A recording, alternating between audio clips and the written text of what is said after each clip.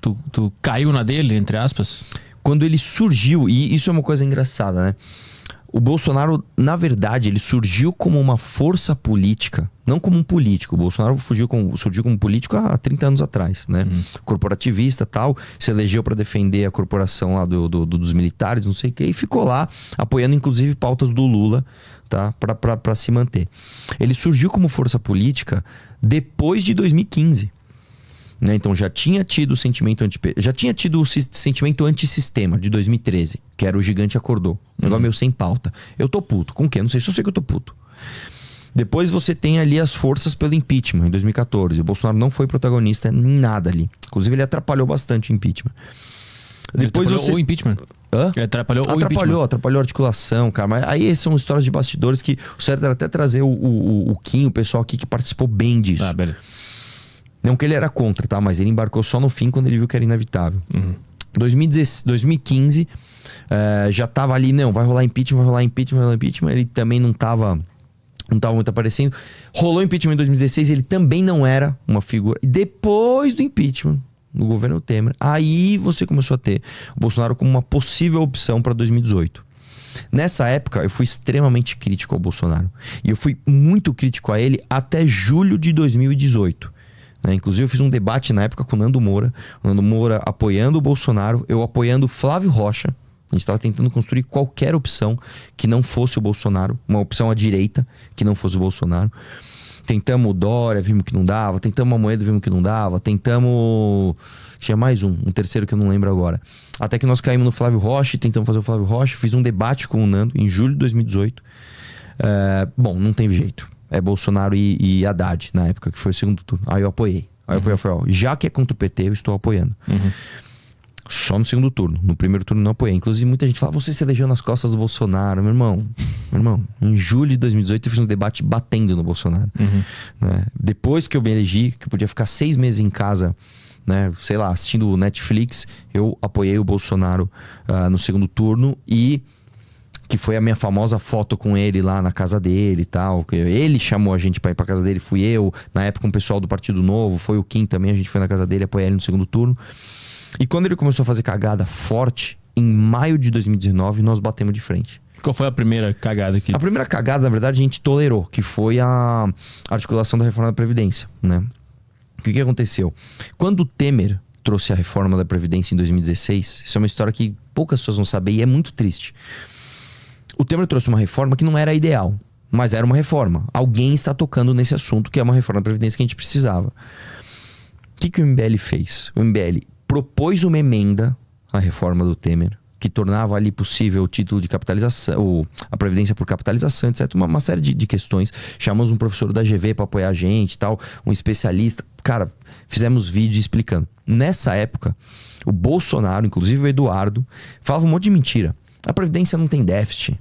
Tem que ter greve dos caminhoneiros. Não sei o que lá. A gente, cara, esse cara tá mentindo, não sei o que lá. Beleza. No meu debate, inclusive, com o Nando em 2018, a primeira pergunta foi sobre Previdência. Beleza. Bolsonaro entrou. Você entendeu agora que tem que... realmente tem que reformar a Previdência. Então, beleza. Então, estamos todos... Vamos passar uma borracha, passar uma régua e vamos apoiar a Previdência. Aí, na articulação da reforma da Previdência... que o Rodrigo Maia, na época, tinha feito um excelente trabalho como presidente da Câmara, tinha articulado, deixar tudo pronto. O Bolsonaro começou a atrapalhar a própria reforma, cara. Ele começou a falar coisas do tipo, por mim nem reformava a Previdência. Caramba, bicho. Não, tem muita gordura ainda pra queimar. É como se eu fosse te vender um carro. Eu chego assim, meu carro custa... eu quero 50 mil. Mas, a roda não tá muito boa, o motor tá mais ou menos... Tem muita gordura ainda pra queimar. Você fala, bicho, que vendedor é esse? Né? Mas a gente tolerou. E por que tu acha que ele fez isso? Porque é burro. Porque ele não sabe o que ele tá fazendo. O Bolsonaro não tem a menor ideia do que é o reformar a Previdência. Ele não tem a menor ideia. Ele é realmente um tiozão do churrasco que caiu lá na presidência. E aí, beleza, a gente tolerou isso e tal, passou a reforma. E aí, cara, quando teve uma articulação de uma manifestação de fato golpista, que começou, eu lembro até hoje, com uma página chamada Lobos Patriotas Brasil, uma manifestação para pedir o fechamento do Congresso e do STF, o Bolsonaro embarcou nisso. O Bolsonaro colocou toda a galera dele para apoiar. Isso foi em maio de 2019. E a gente falou, cara, isso aqui tá errado. Isso aqui tá errado. E ali, cara, a gente teve a primeira amostra de como o bolsonarismo age. Contar um bastidor pra você aqui. O Paulo Guedes ligou pro Renan Santos. Renan, me ajuda a passar, me ajuda a desarticular essa manifestação. Só que vai atrapalhar pra caramba, meu. Nós estamos aqui num puta diálogo com o Congresso. O cara faz uma manifestação pra fechar Congresso, bicho. Vai atrapalhar. Beleza, então vamos desarticular. Isso era uma sexta-feira.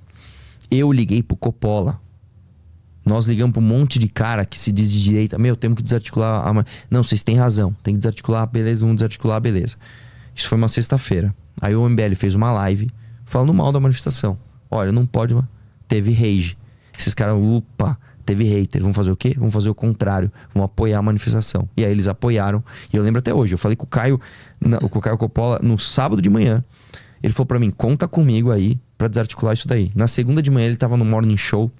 Quem é contra a manifestação é contra o Brasil. Não sei o que eu falei, mano.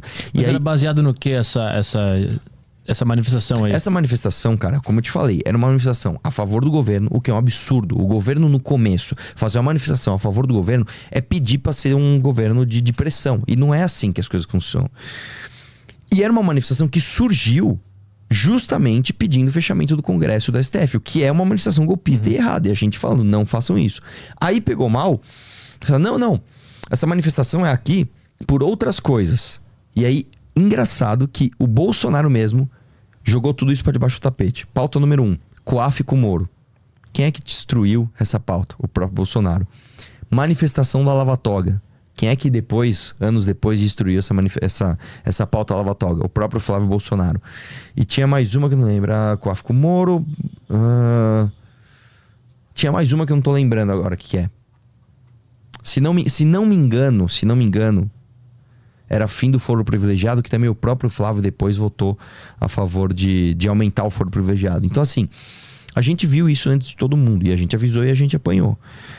Depois, as pessoas foram vendo que isso era verdade, cara. Então, hoje, respondendo a tua pergunta inicial, isso adianta? Adianta, cara. Adianta, né? Você pega, por exemplo, o MBL em maio de 2019... Cara, a gente tava ferrado. A gente perdeu, tipo assim, o MBL perdeu 400 mil inscritos. Eu perdi 100 mil inscritos em um dia. Né? A gente tava realmente, cara, apanhando de todo mundo. E hoje não. Por ter criticado o Bolsonaro. Por ter criticado o Bolsonaro. E aí quando a gente viu que, cara, criticar o Bolsonaro é um negócio pesado, bicho. Não é um negócio fácil. A gente se reuniu e falou, o que a gente vai fazer? A gente vai abaixar a cabeça e ceder à pressão? Ou nós vamos pelo caminho mais difícil? Nós vamos pelo caminho mais difícil. E fomos pra frente. E aí, ao longo da jornada, outras pessoas entenderam que a gente estava fazendo certo e começaram a perceber que o Bolsonaro era uma fraude.